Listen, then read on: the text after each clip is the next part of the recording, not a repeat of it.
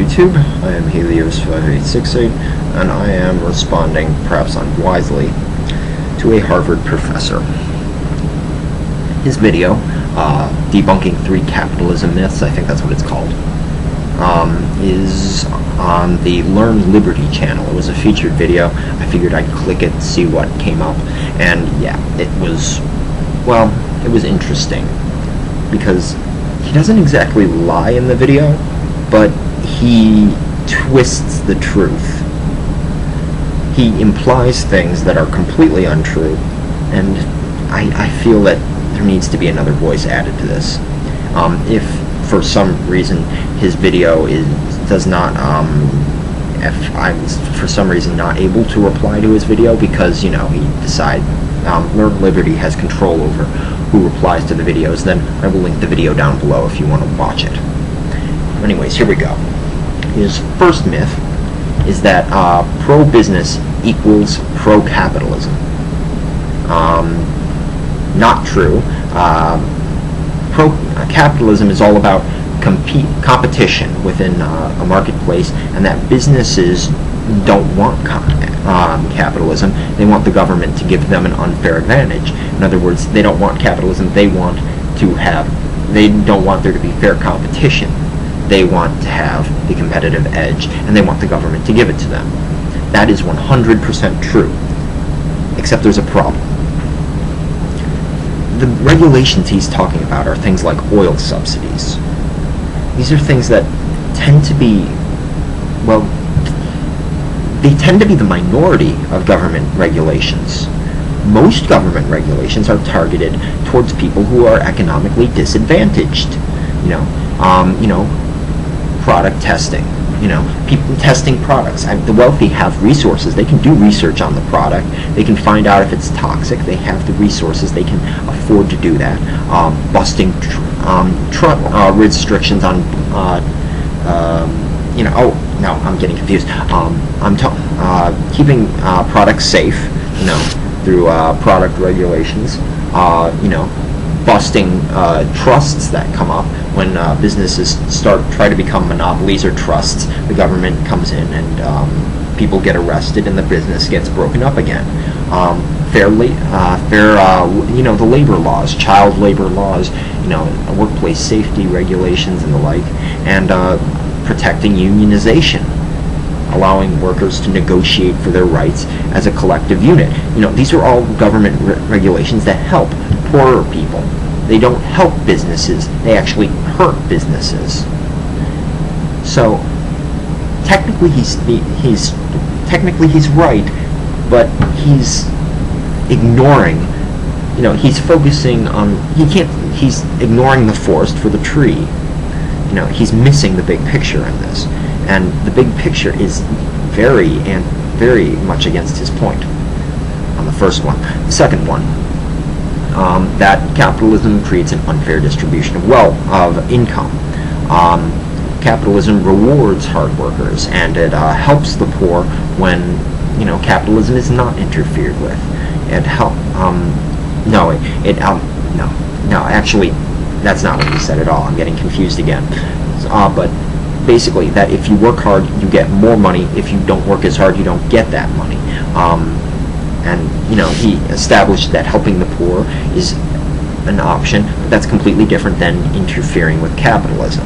Examples of interference he gave in the video were regulating prices and limiting prices, as things that are completely different from helping the poor. Those examples, I bring them up because they're rather curious examples. They don't really happen in the U.S. that much. We don't really regulate the prices on things that much. Mostly that's mostly free market stuff, and limiting the amount of products produced. That doesn't happen much. To an extent, we encourage people to grow more corn with farm subsidies, which I'm against. And yes, that is a bad thing, but there's a big problem here. He says that hard workers tend to get paid more in capitalism, and not so hard workers tend not to get paid. That's true when you're looking within one discipline. when you look at only teachers, harder working teachers get higher salaries than not so hard-working teachers. That is true. But when you look outside of that, that model immediately breaks down. It shatters into a million pieces very quickly. When you look at, say, teachers versus CEOs, we're talking about similar education levels. Master's degree, teachers make, hundreds of, they make around $100,000 a year, I'd say.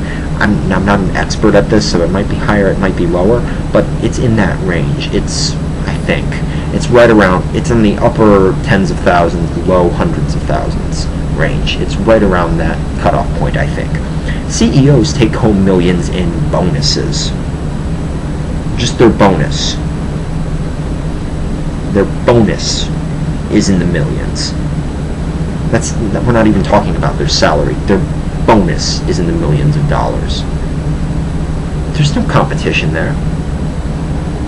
That's huge. Now, let me ask you, how much harder do CEOs work than teachers? That's even assuming that they do work harder. I mean, CEOs don't necessarily even work harder than teachers. Heck, it's very easy to argue that CEOs work less than teachers. Also, when he's talking about the poor, helping the poor involves much more than anti-poverty regulation. It also involves regulating how businesses do business, such as, regulating products and keeping them safe, busting trusts, labor standards, unionization, the four things I brought up. But one thing, lib though it may be, environmental legislation. Poor people tend to work much more outside with their environment. They tend to own, stores that tend to rely on the environment. The natural resources of our country tend to affect the poor much more than the rich. The rich can stay inside all day. The poor can't do that necessarily. They have to worry about. A lot of them tend to be, fishermen and a lot of agricultural fields. They tend to be more reliant on local drinking water, local food sources, because those tend to be cheaper.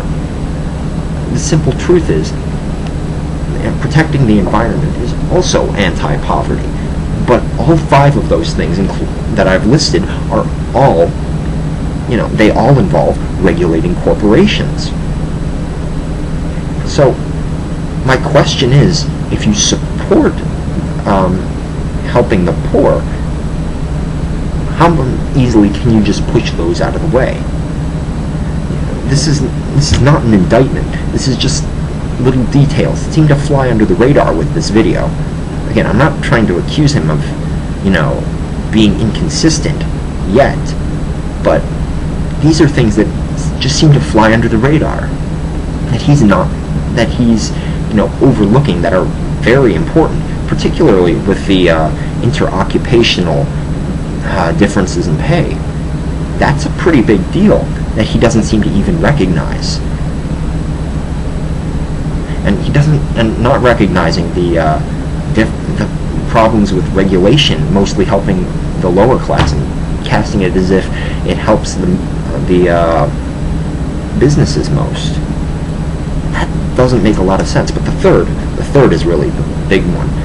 That the myth is that capitalism is responsible for the financial crisis. To his knowledge, there was no unbridled capitalism before the crisis. It's garbage. It's simple garbage. I'll show you why in a moment. He casts the crisis as being caused by government incentives to buy homes. That because people were buying homes at a faster rate because of government regulation, that in turn that caused people to buy homes that they couldn't afford, and then eventually the housing bubble burst and everyone's defaulted on their loans. Except there's a problem with that. Those loans weren't necessarily the problem. If people were defaulting on their loans, banks can survive that. Banks can survive having their loans defaulted on. that wasn't what actually caused the banks to go into crisis. That wasn't what caused the crisis at Fannie Mae and Freddie Mac and the like. What actually happened was what happened with those loans, the derivatives trading, and the fact that the lending banks and the trading banks ended up getting merged based on legislation passed under Clinton. Before that, there were regulations in place that stopped that. In other words, the derivatives market caused the financial crisis, and there was unbridled capitalism. There was no regulation on the derivatives market. It was a free-for-all.